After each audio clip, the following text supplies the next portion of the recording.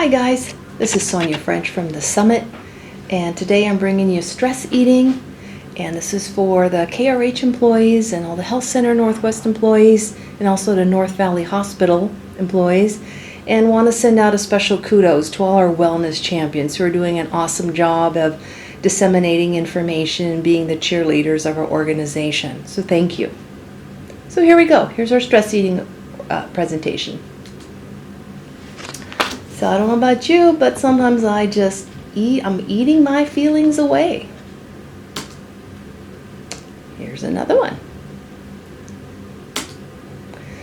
So let's ask ourselves, do I eat in response to hunger or do I eat in response to feelings? So here's a feeling wheel. Generally, when you stress eat, what's your general feeling? A lot of times I hear the word bored, okay? So if any of you have your calculators out on your phone, maybe it's a good time to take a look at them because we're going to do a little calculations. So when we have to ask ourselves, how long have I been feeling this way when I eat? So if you go back to the feeling wheel, what are generally your feelings when you stress eat, okay? And how are they reinforcing? So let's take a look at our patterns. Let's say, for example, I've been stress eating for the past 10 years. That's 10 years times 365 days is 3,650 days. 20 years times 365 days is 7,300 days. And we can even multiply those by our waking hours when we're stress eating. So, for example, let's just say people are trying to find a new pattern by not stress eating, by not hanging out in front of the pantry or hanging out, grabbing food out of the refrigerator while we're standing there. And we're doing that for about 1 week. If we're giving ourselves a 7-day pattern versus several thousand-day patterns that we've been doing for past 10, 20, 30 years, we need to give ourselves a little grace. 1 week is an awesome start. Here's a feeling log that I got from Holly Nichols, our dietitian.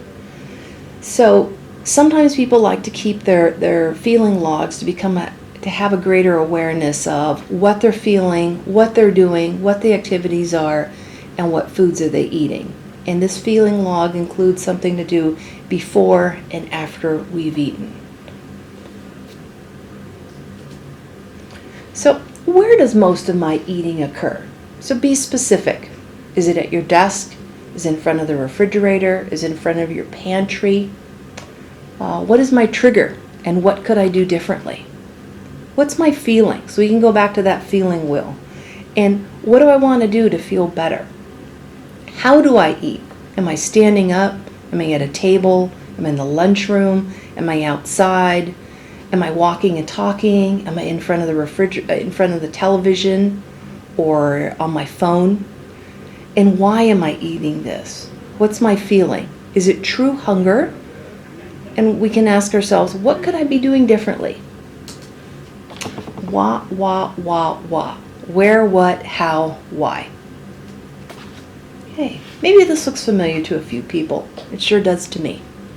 When it comes to food, alcohol, money, gambling, I know people in the pandemic have spent hundreds of dollars at QFC, pills, opiates, etc.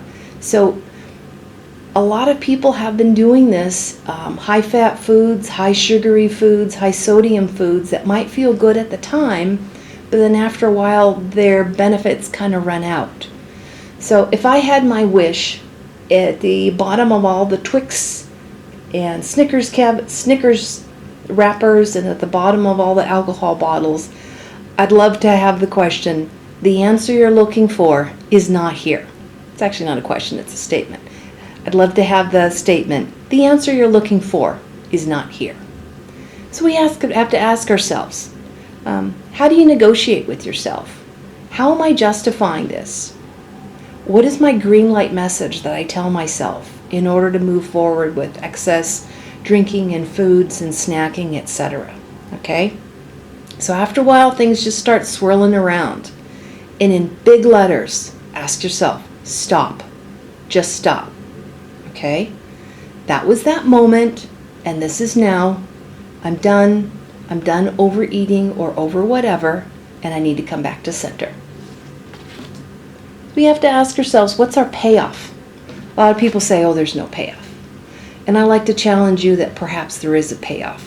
So let's go through some examples. Payoff for procrastination. People say there is no payoff for procrastination.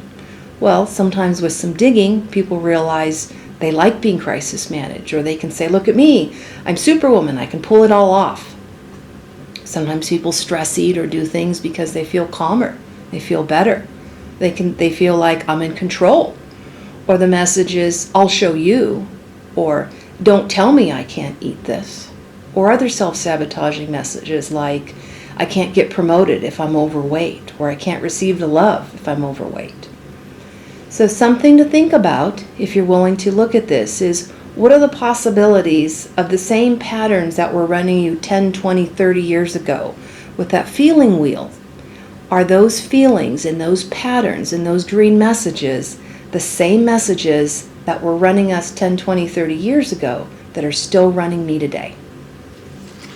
Okay, so what motivates me? Okay, what are my goals? What are my goals for work? What are my goals for home?